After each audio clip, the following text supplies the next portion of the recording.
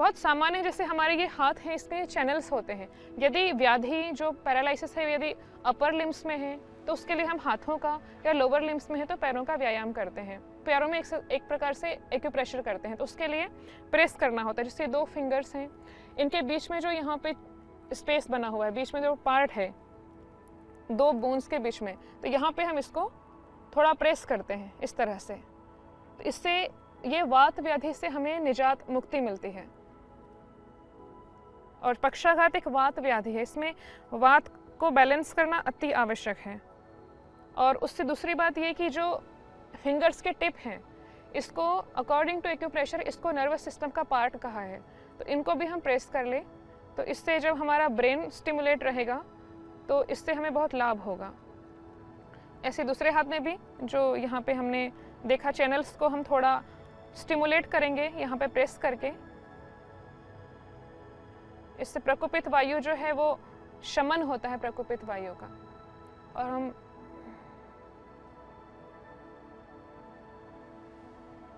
Tips पे भी हम एक बार एक्यूप्रेशर करें, फिंगर टिप्स पे।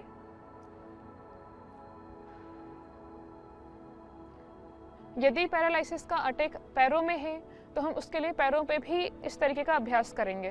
तो पैरों में मुख्य रूप से बताया है, इस जो सेकेंड लास्ट टो है इसको हम प्रेस करते हैं, ये एक मास्टर पॉइंट है। तो इस तरह हाथ पैरों का एक्यूप्रेशर बहुत प्रभावकारी है। अगले क्रम में अब हम देखेंगे कौन कौन से योगासन हैं जो हमें पैरालिसिस से होने से रोकते हैं। वैसे अगर हम बात करें तो जो भी व्यायाम, जो भी आसन जो हमारे एयर के डिस्ट्रीब्यूशन को, बॉडी में एयर के डिस्ट्रीब्यूशन को प्रभावित करते हैं, अच्छा करते हैं, वो सभी प्राणायाम, वो सभी आसन इसके लिए बहुत ही लाभकारी हैं। प्राणायाम सबसे ज़्यादा प्रभावकारी है, मुख्य रूप से अनुलोम विलोम प्राणायाम। तो जो भी हम आसनों का अभ्यास करेंगे ये हम श्वासों पर बहुत ज़्यादा नियंत्रण के साथ करेंगे, क्योंकि मुख्य रूप से हमारा जो फोकस रहेगा वो वायु को नियंत्रित करना रहेगा। सबसे पहले करेंगे मार्जार आसन। मार्जार आसन के लिए श्वास लेकर के इस तरह की पोजीशन बनाएंगे, श्वास छोड़ते हुए।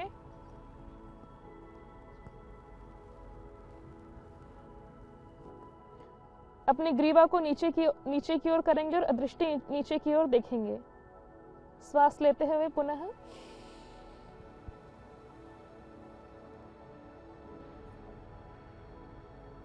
कमर को जितना झुका सकते हैं झुकाएं और पंजे तने हुए, पुनः वापस।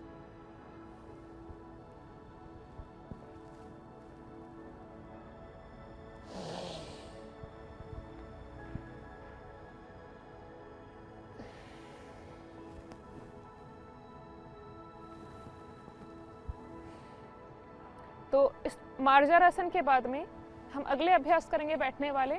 इसमें वज्रासन भी एक अभ्यास है। यदि किसी को अधिक व्याधि है तो वज्रासन में बैठें। इसके पश्चात वज्रासन में आने के बाद हम शशकासन का अभ्यास करेंगे।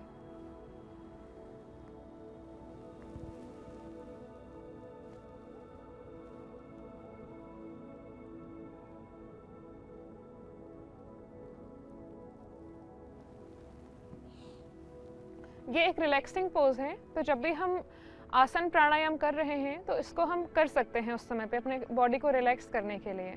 इसके बाद हम करेंगे वक्रासन। तो वक्रासन के लिए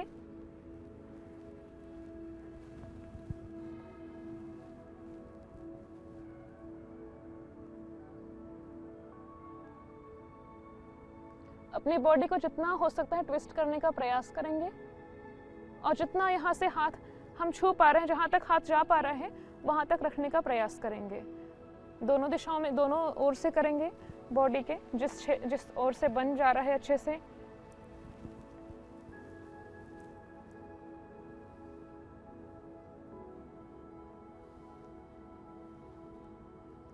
वक्रासन के बाद हम करेंगे गोमुखासन। तो गोमुखासन में एक पाँव नीचे होगा और दूसरा पाँव एक घुटने के ऊपर दूसरा घुटना होगा।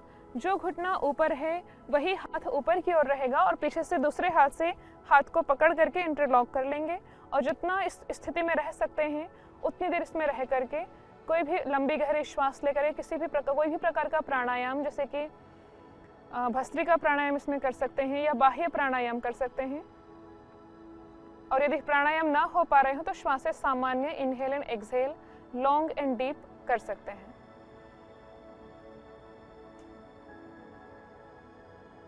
क्योंकि अभी हमारा मेन फोकस है वात को बैलेंस करना, और वायु को हम यदि प्रॉपर इनहेल एक्सहेल कंसंट्रेशन के साथ करेंगे तो वात व्याधि या वात जो है वो शमन होगा उसका। इसी को दूसरी ओर से करेंगे।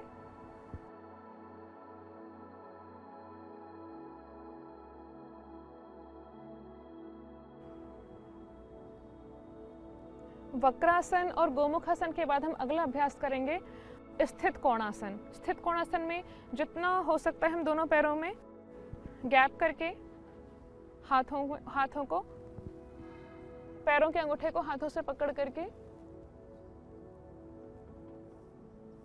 हाथों को देखेंगे, उंगलियों को। इसी प्रकार दूसरी ओर।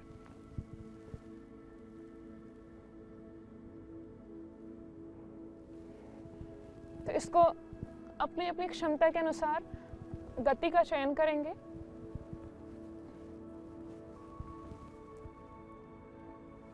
तो इस प्रकार से हम स्थित कोणासन करते हैं।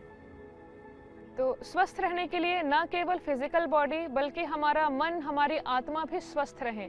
इवन WHO ने भी अपनी डेफिनेशन में इस चीज़ को इंक्लूड किया है कि स्वस्थ रहना केवल बीमारियों का अभाव नहीं है, not mayor absence of disease, बल्कि हम फिजिकली, मेंटली, स्पिरिचुअली, सोशली स्वस्थ रहें। उसके लिए हमें क्या करना होगा? हमें योगस्थ होकर कर्म करना होगा। जब हम योगस्थ होकर कर्म करते हैं तो हम समत्व की स्थिति में रहते हैं, इक्विलिब्रियम की, बैलेंस की स्थिति में रहते हैं। जैसे गीता में श्री कृष्ण जी ने उस डिप्रेशन में आए हुए अर्जुन को भी ये कहा था कि योगस्थ कुरु कर्माणि, हे अर्जुन तुम योग में स्थित होकर कर्म करो। योगस्थ कुरु कर्माणि संगम त्यक्त्वा धनंजय, किसी चीज़ में आसक्त मत हो जाओ और अपना कार्य पूरा संपूर्ण अच्छे से निर्वाह करो। और सिद्ध्योर समो भूत्वा, उस कार्य में जो सिद्ध हो जाए या उसकी सिद्धि ना भी हो उसमें भी आपको समान रहना है, उसमें अपना मानसिक संतुलन नहीं खोना है, सामान्य रूप से व्यवहार करना है, क्योंकि समत्वम योग उच्यते, इक्विलिब्रियम का स्टेट ही योग है। इस प्रकार से हम अपने मन को, अपने शरीर को बैलेंस करके रखें। हम अपने सभी कर्मों को योगस्थ होकर के करें और सभी स्वस्थ रहें, अच्छे रहें। ओम धन्यवाद।